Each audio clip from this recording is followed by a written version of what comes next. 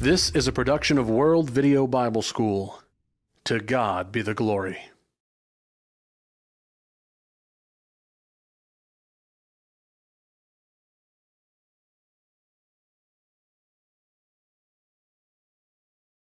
We're talking about 7 different matters. Here's the 4th. In rearing our kids to be unspotted from the world, matters of selfishness. And here's what Philippians chapter 2 and verse 4 the Bible says. Look not every man on his own things, but every man also on the things of others. I must teach my small children that when they're selfish, they lose. Now, back to those entitlements, When I'm thinking about entitlements for children, I'm thinking about toys and games and cell phones and computers and snacks and clothes that they like, that these are gifts that I, as your parent, am giving to you. They're not entitlements. It's not that you're entitled to them. There's going to come a time when your child is going to say to you, I don't like the way that you do this, Mother, and that's my room. Stay out of my room, which is a great teachable moment. The response to that is to sit down with your child and say, let me explain something to you. You belong to me. The nose on your face and the ears on the side of your head, they belong to me. And everything in your world that appertains to you belongs to me. That room is mine, that chest of drawers is mine, that bed is mine. And the food that you eat, that's mine. And you are mine. And my responsibility from God is to rear you up in a way that is good and right. And then we get away from this entitlement thing, because you've got to be the mama. You've got to be the daddy. And sometimes in reference to selfishness, you have to get their attention in order to create that teachable moment. When our daughter was small and her brother's 4 years older than she, well, we went to McDonald's one day, and I'm not sure, it may have been an economic decision, I don't know, but my wife, Cindy, said to our daughter, Hannah, now, Hannah, I want you to share your French fries with your brother. No, she said, I don't want to share my French fries. These are my French fries. And Cindy said, well, we always share, and I want you to share with your brother, and if you don't want to share, then you can't have supper. I know that sounds kind of strong, but I think Cindy assumed that Hannah would say, okay, I want to share, I'll share. But that wasn't her response at all. She probably has more of my genes, and she said, well, I just won't eat. That's fine, I don't have to have supper. And so Caleb got all the fries, and that was the evening meal.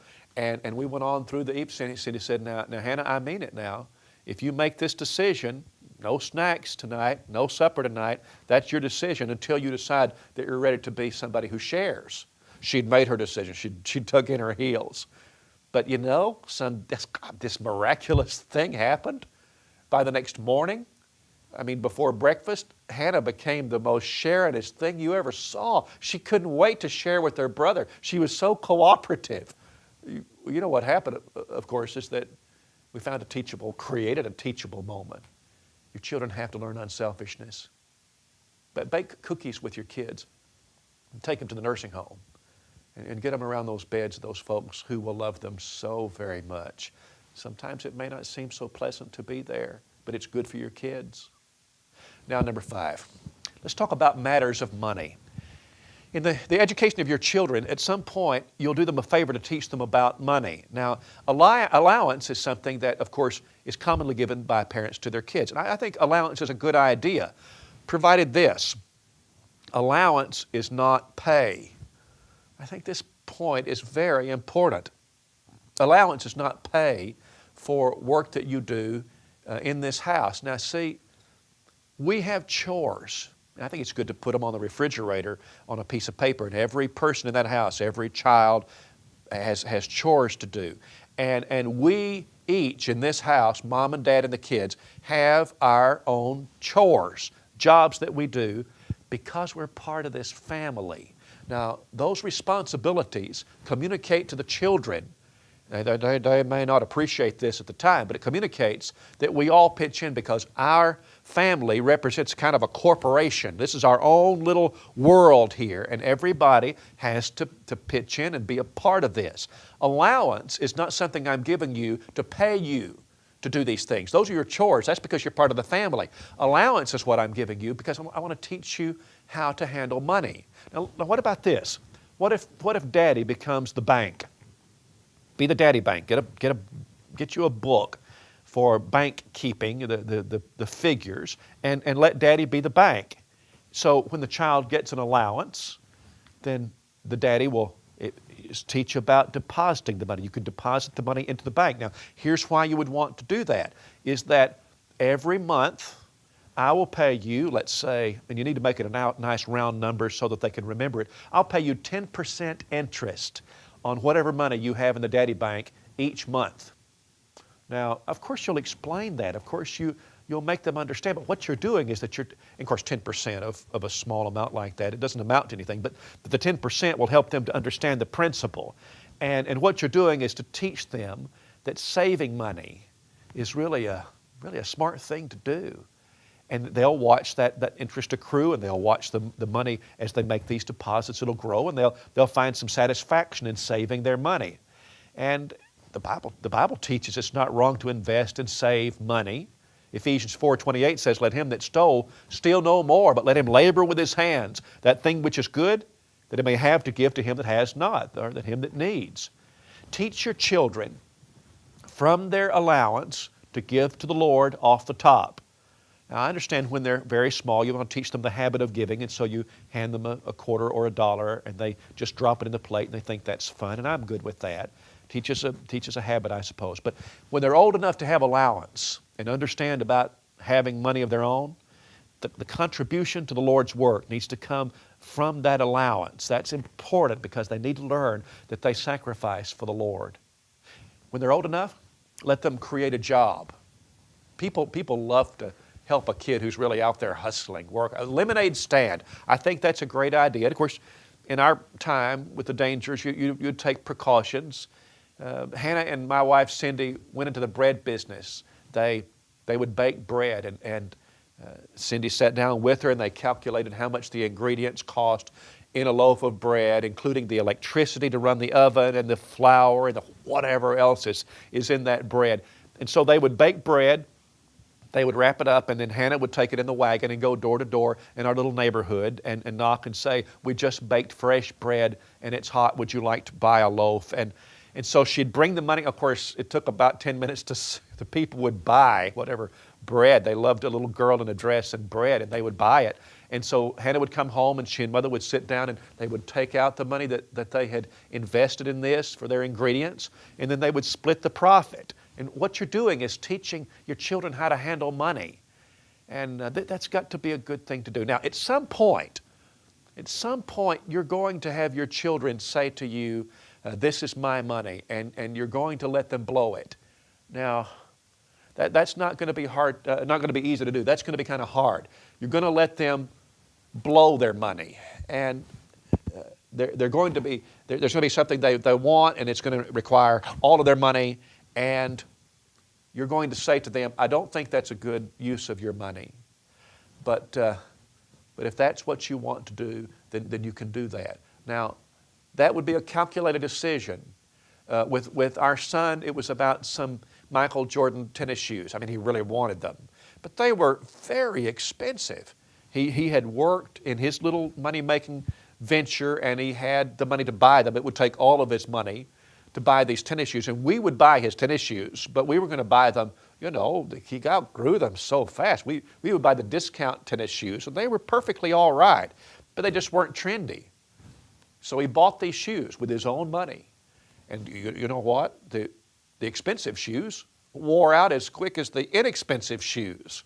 And before long, and it wasn't very long, he had a pair of very expensive shoes that he couldn't wear. He learned a lesson, and incidentally wanted us to go back to the old method of buying the discount shoes, and we would buy them. Then there will come a time, I think, when your child is going to say to you, "I'm going to buy this thing," and you say, no, that's not a good way to use your money. You need to save your money till next time. And he or she's going to say, "Well, that's my money." "Yes, I can too. That's my money, and I can do anything I want with my money."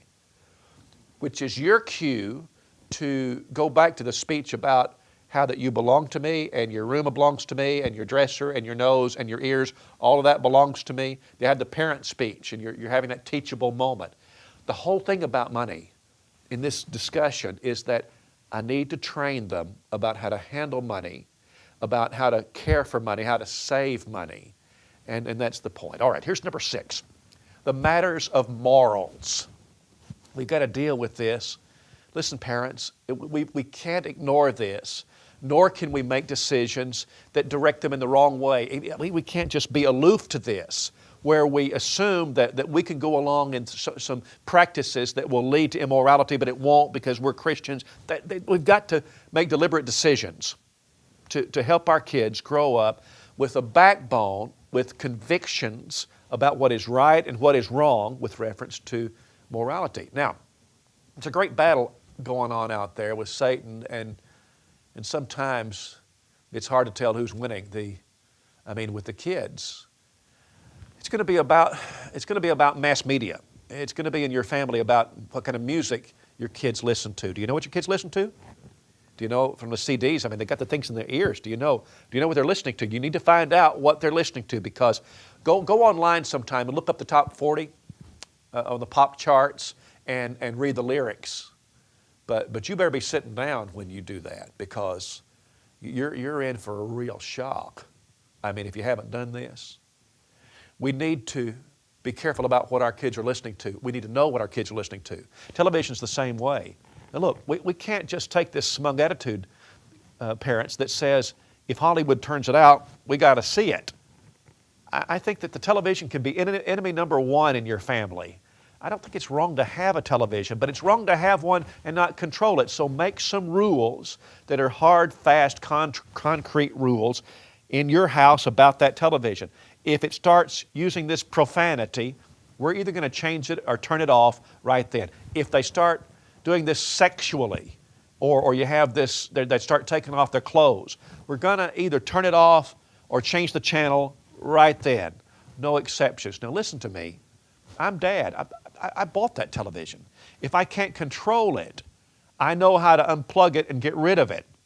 But I can't let the devil come into my house and train the hearts of my children to be immoral. And so what we've got to do as parents is that we regulate the media so that we control it, and we're building into our children a sense of resistance against that which is wrong. What about the internet? Well, this is so important. The internet has just swept our world, and most all of us use the internet. But of course the devil has seen fit to corrupt so much of it with pornography. Now, I did a study one time recently and found out, at least in our country, that the average age that a boy is exposed to pornography, and I know that it's applicable to girls too, but the percentages are so much smaller. With reference to our boys, pornography is introduced into his life at the average age of 11. 11. I went to the elders in the church for which I preach, and I said, I want to have a class. I want you to let me have the boys for a class between the age of 10 and 14, between those ages, and let me have them for a quarter. And I invited the parents to come in. If they wanted to come in, that would be fine with me. But I wanted to teach them a lot of things, but one of the things was about resisting pornography. And I wasn't trying to trick them, but I asked them this question. When was the first time that you saw pornography? Ages 10 to 14. And these are good boys. These are boys that are raised by good parents or good homes, Christian homes, but every boy had a story. Every boy had a story about the first time, and it wasn't deliberate, it was accidental that he just came upon it one way or another. And the point that I want to make is that, and you have to hear me say this, is that your children don't have to go looking for pornography. Pornography is going to come looking for them. Put your computer in a public room of your house. No online computers in your children's bedrooms. And put programs into those, guards into those computers that will limit and make sure that porn doesn't come onto those. You've got to take these restraints in order that you can prevent, at least as much as possible, the devil from getting into the hearts of your children. Parents should have every password of anything that pertains to his children or her children. Dads, make sure that while you're teaching your children about morality, that you aren't having anything to do with pornography.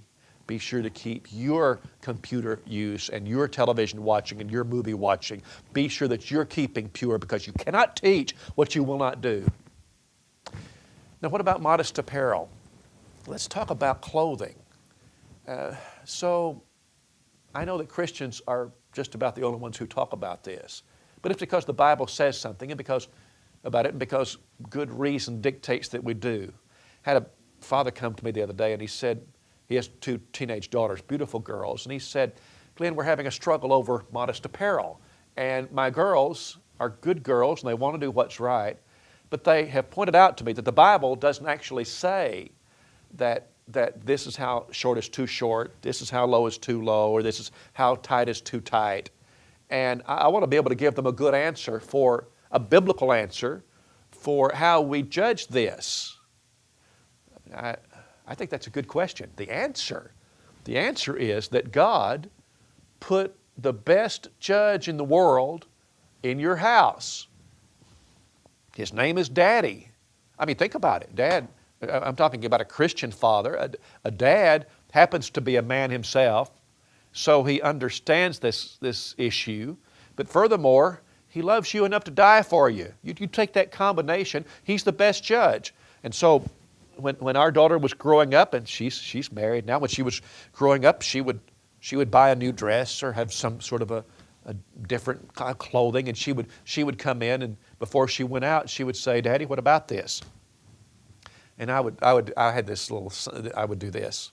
That doesn't mean you're crazy. It means I want you to rotate, turn around. And so she would slowly, sometimes she would do it fast. Now, no, slowly. And she would slowly. And sometimes I would say, honey, I think that looks good. I think that's just fine. Sometimes I would say, you know, Hannah, that's not good. I believe that's too short. You need to go and change that. But Daddy, she would sometimes, I just bought this dress. Well, I'm sorry, but I think you're going to have to return it because it's just too short, too short.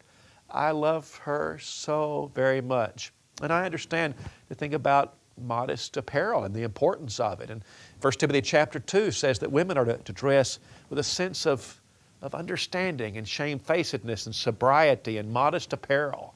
Listen, I know what society says. It says that with reference to immodest apparel or just apparel that is at all, with reference to how women dress, that men see so much skin these days that they just don't notice this stuff anymore. You know, I know that there are things that we may like that we see so much of that they just no longer faze us. I have a friend who's a preacher who loves roller coasters. He travels around the country. I guess he still does. He travels around the country and he rides antique roller coasters and he just loves them. I suppose a man could ride a particular roller coaster so many times over and over again that he would just lose his interest in that. There are kinds of food that people like. Maybe you like pepperoni pizza and you really love it. I suppose you could eat enough of that, though, that you just no longer found it appealing at all. I want you to know something, though. In reference to the subject we're discussing right now about apparel and about a woman's body and all of that sort of thing, I'm telling you, it's not like that. The fact that men see so much of it doesn't indicate that they no longer notice that or that no longer has an impression on them. You want to rear your kids up with a sense of what is right and wrong. You're not trying to keep sex from them. You're trying to keep sex for them. And also to make sure that when they're married, they don't have all of these regrets about the past. Protect them from that by rearing them up with a sense of what's right. And when they get old enough to date, we've got to talk about the don't go there's about dating. Areas of the body that aren't for looking, aren't for touching either. Next, don't go in the bedroom with your boyfriend alone and close the door. I don't care if there are adults there. You don't need to be in that bedroom with the door closed with your boyfriend or girlfriend. Next, never go into an empty house with your boyfriend. You say, well, but Daddy, what if he left his keys in there and nobody's home, so we just go in for a little while, just for a minute to get his key? No. Just understand that if the house is empty, you don't need to be going in the house with your boyfriend or your girlfriend alone. It's just, if you never do that, then you're never going to have that temptation. Don't sit on a boy's lap. It's an invitation to promiscuity. Parents, make a curfew and let your children know that you need to know where they're going, what time they're going to return. And don't dance with your boyfriend or girlfriend. I know.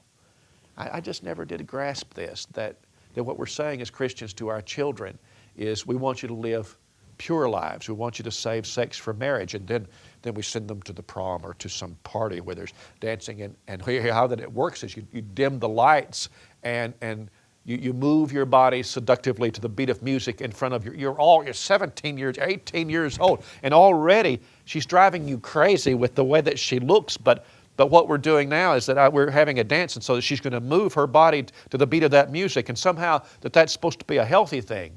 I don't believe it's healthy at all. I think it's to the contrary, and it conflicts with our Christian profession.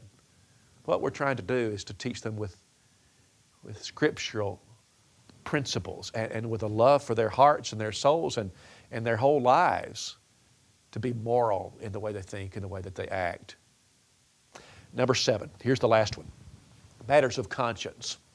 Conscience. Your conscience is that capacity, that facet of the mind that approves or disapproves your actions based on your value system. All right? So your value system has to be in place by what you're trained and taught. Your conscience is just that which approves or disapproves you based on that value system. So what I want to do is to teach my children to be sensitive to doing what the right thing is and to not suppress the conscience. Because you can push back your conscience so often that you just don't feel it anymore, and it doesn't act as a guide for your life anymore. How do you teach that? How do you teach to be sensitive to your conscience and to live with a clean conscience? I think we do it with the teaching of chores. So in the chores we referenced earlier, if the chore isn't done right, I give you a chore, I want you to sweep the porch. Now I think it needs to be age appropriate and that we take those things into consideration. But a child needs to do the best job he can do, to do the right job. And so you say to your son, now when I'm going to work today, I want you to sweep the back porch and do a good job. And then when you get home, you look at the porch and it's not halfway done. You can tell that either he didn't do it or he didn't try. And so you go and you say, what happened about the porch? And then you make him do it again, and maybe some discipline would be involved in there. If you do the chore, I really want you to do it right. Now, why is that? Well, one of the reasons is I want him to be sensitive. I want him on his own to know that if I do it, whatever I'm putting my hand to, I need to do it right. Conscience. In Luke chapter 15, you read about the prodigal son, the most favored parable of the New Testament. And when the prodigal came back from sinning in the faraway country, do you remember what he said? He said to his dad, I've sinned against heaven and in thy sight. I think that's very interesting. How did he know he had sinned against heaven? I mean, it was obvious he'd sinned against his father and he was coming home. He wanted to move back into the house again, but that's not my question. How did he know he had sinned against heaven? And the answer is that his father had taught him. There's conscience involved in that. It is that I'm responsible for my choices because there's a God. Conscience. In 1 Timothy chapter 3 in the qualifications of elders, the first one is he must be blameless. That Greek word means cannot be laid hold of. The idea is that not that he's sinless, but there's no outstanding sin in his life that people could lay hold of and hold it against him when he's trying to guide them in the ways that are right. It's a man with a sincere conscience. I want to put that in my children. Now, how do you put this conscience, this appreciation for conscience in your sons and daughters? Remember the family Bible time we talked about. And when you do that, tell them Bible accounts of people who did the right thing and people who did the wrong thing. Teach them about Abraham and Isaac and Jacob and David and Peter and Paul. Read to your children with the purpose of making them think noble thoughts. Don't just rear them on video games. What good is that? I'm not opposed to video games altogether, but you know what? We ought to regulate how much time can be wasted on that. And then let's fill them up with good things. I would suggest that in training them in their conscience that you bring home challenges to your value system. I mean by you might say, today I was at work and my superior just above me came and he said that he wanted me to do something. But I knew that it was dishonest. It would mean that I had to lie. And then say to your children, what do you suppose I did? And let them answer that. Or say, today I was at the grocery store buying things, and the clerk, the lady there, she gave me too much change. It was $1.50 too much. I didn't realize it until I'd gotten out into the car and I had driven to the end of the parking lot, and I looked at the money in my hand. I was putting it away, and I realized that she had given me $1.50 too much. And then say to your children, what do you suppose I did? And let them answer that. Bring home challenges to your value system and pepper them with them. Now look, there's a difference between raising a boy and training a boy. Proverbs chapter 22 and verse 6. Make some major family decisions and then stick to them. Ever thought about Daniel, who prayed from his window, even when it meant breaking the law? The Bible says in Daniel 6, it was his custom. And 3 times a day he would open the windows and pray toward Jerusalem. Now, I want to create dedication like that in my children. We worship faithfully. We pray faithfully. We study our Bibles. There are things that are true about this family because there's a God and because we're Christians. A Christian woman said to me the other day, when I was growing up, we never missed worship, ever. Getting ready for vacation, it meant that we were going to locate a good church, where we were headed. I mean, even on Wednesday nights. Now folks, listen to me. That mentality is different from saying, we're going to travel, take a vacation. We'll try to go on Sunday sometime if we can see a church. Maybe we will, maybe we won't, haphazard. There's a difference in those two kinds of families. I want you to be the first kind. I want you to be the kind that says, we're going to put the Lord first. I want you to raise kids who have a conscience about doing what is right. Always take truthfulness seriously. Make lying, make them understand that lying is a black sin. It's something that destroys relationships. It's something that compromises our relationship with God. It's something that does something inside of you. When your children tell a lie, shame them for it. I don't mean to abuse them, but let them know that something bad has happened here. Sit down with them and have a talk with them about the devil lying to Eve and what happened. Tell them about Jacob and how Jacob lied to his daddy Isaac. Tell them about John chapter 8 and verse 44. The Bible says that the devil is a liar and he's the father of lies. And we want God to be our father, not the devil. Make lying a very serious issue because we've got to rear our children to love truth.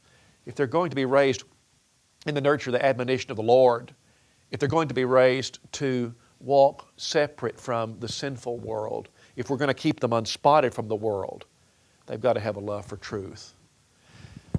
Where we started today was Psalm 127.